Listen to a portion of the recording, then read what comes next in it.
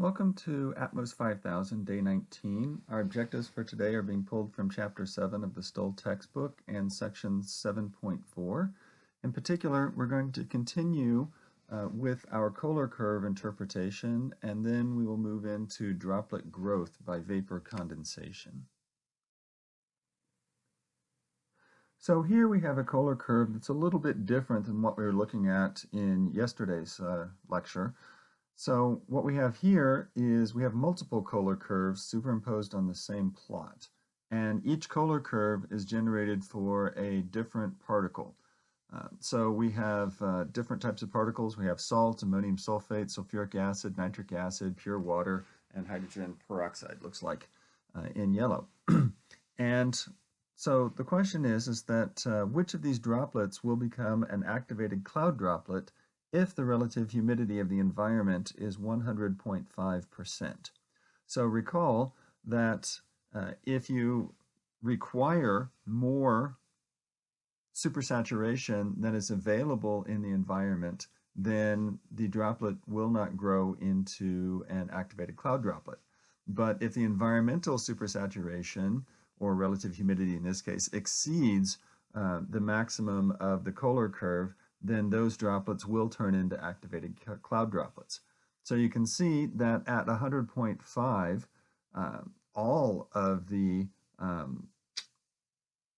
particles here, with the exception of ammonium sulfate and pure water, will actually turn into activated cloud droplets because they have a maximum relative humidity on the Kohler curve that is less than 100.5.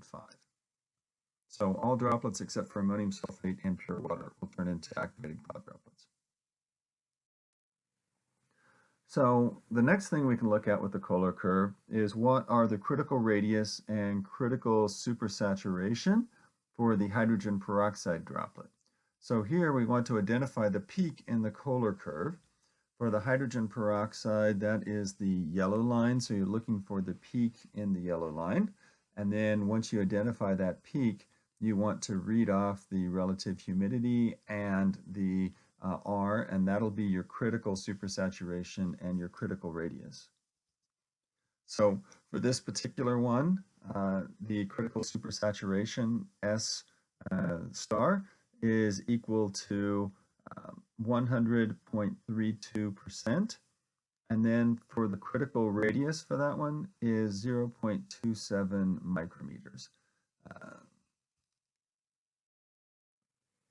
So let's look back and take a kind of a review of a big picture of cloud formation. So what happens to the relative humidity when an air parcel is lifted?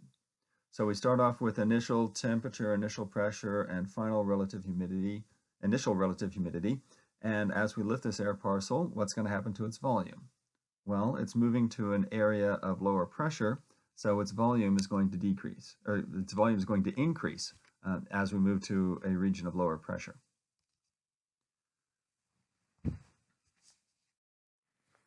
So the next question is, well, its volume increased, so what's going to happen to its temperature? Well, according to the ideal gas law, if you expand an air parcel, its temperature is going to decrease as well. In this case, the air molecules are moving further apart and they collide less frequently. That results in a reduction in the average kinetic energy of the molecules, and that's a lower temperature. So the volume goes up, the temperature goes down. What's going to happen to the saturation vapor pressure? Aha, saturation vapor pressure. What controls the saturation vapor pressure? One thing and one thing only, and that is the temperature. So if the temperature went down, then the saturation vapor pressure is going to have to go down as well. And let's just take a look at that. So here we have the saturation vapor pressure as a function of temperature. It's an exponential function that is described by the Clausius-Clapeyron equation. And as the temperature goes down, clearly the water vapor pressure, the saturation vapor pressure, will go down exponentially as well. So what happens to the relative humidity of an air parcel as it's lifted? Well, in this case, the air parcel is cooling, which decreases the saturation vapor pressure. However, the actual vapor pressure remained constant because there's no gain or loss of water molecules from the air parcel, and this combination will cause the relative humidity to increase. So to summarize, pressure will go down, temperature will go down, volume will go up, the saturation vapor pressure will go down, the relative humidity will go up, and so that's eventually, if you lift an air parcel, the relative humidity will approach 100 and you'll have cloud formation. And that's the entire process that we were looking at with trying to diagnose the lifting condensation level. So now, if you keep lifting an air parcel after it's reached 100% relative humidity, it's going to become supersaturated. And this is a transient phenomenon at which point condensation will start to occur. So here we essentially have particles and haze droplets that are going to be growing by condensation. We have lots of little dots in the background which represent the water vapor molecules. So here are the particles. And what's going to happen is the water vapor in the atmosphere is going to be moving onto surface areas. In this case, it's basically condensing on the haze droplets, making them larger and reducing the supersaturation of the environment, because the environment really wants to get back down to a relative humidity of 100%. So, how will this impact the growth rate of individual droplets? Well, we have small droplets and larger droplets, but the smaller droplets are actually going to grow faster than the large droplets. And let's just take a look at this.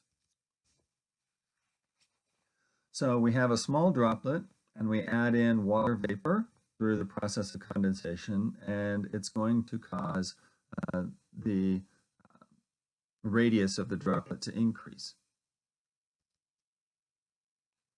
If we start off with a larger droplet and we add the same amount of water vapor, then it's going to have a smaller impact on the radius of the droplet. And you can kind of think of this as the volume. If you want to increase the radius of a larger droplet, it requires a larger volume of water than if you wanted to increase the radius of a smaller droplet. And an analogy would be trying to create a large ball of twine. I grew up in Kansas, and one of the things that we had was the world's largest ball of twine. It's a really lame tourist attraction, but people still go to see it. And initially, it doesn't take much twine in order to change the radius from a tennis ball size to a grapefruit size to a basketball to a beach ball. That doesn't take much twine. But by the time you have a radius of 6 feet, it takes an enormous amount of twine adding to the ball in order to change its radius. So what's the net impact of the fact that the smaller droplets grow faster than the bigger droplets? Well, what you do is you end up with all of the droplets, all of the activated cloud droplets being about the same size initially. And here's a graphical representation of that. So we have our particles, we have our water vapor, and we have our droplets. And this is the initial condition followed by the final condition. So we have a relatively narrow droplet size distribution.